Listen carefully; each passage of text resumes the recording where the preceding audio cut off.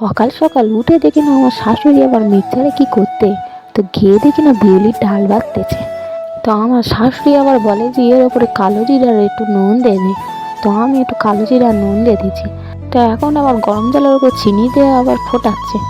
তো দেখো তেলটা এখন বসে দেখে, তো তার এখন পিঠেগুলো আবার ছেড়ে দিচ্ছে। আমি আবার এই পিঠে ছাড়তে পারি না, আমার আবার খুব ভয় লাগে। তো দেখো তারপরে এবার লাল লাল হয়ে গেছে, তো এখন নেড়ে নেড়ে এবারে তুলে নেবে। এখন এবার এই পিঠেগুলো তুলে সেই মিষ্টির রসটা তৈরি করেছে তার উপর দিয়ে দেবে। তো দেওয়ার পর কিছুক্ষণ বাদে দেখো না পিঠেগুলো আর ফুলে ফেঁপে উঠেছে। তো আমি আবার বলেছি এইগুলো নিয়ে এবার রান্নাটা বসে দিই। তাই নিয়ে রান্না বসে দিচ্ছি, আর এদিকে আবার একটু ধনে পাতা বাটতেছে। তো দেখো না ধনে পাতা পাতলা ফেল ফেলে তৈরি করতেছে। তো বেশি জল পড়ে গেছে, তাই জন্যই পাতলা ফেল ফেলে হয়েছে। তো ধনে পাতাটা এবারে ঝাউভাবে করে দিচ্ছি। তো তারপর আমার ননদ আবার চাল গুঁড়ো করে এনেছে, তো বলে যে সেইগুলো এবার রোদে দাও। তাই একটু রোদ্রে দিচ্ছি। 12টার সময় রোদে দিতে গেছি।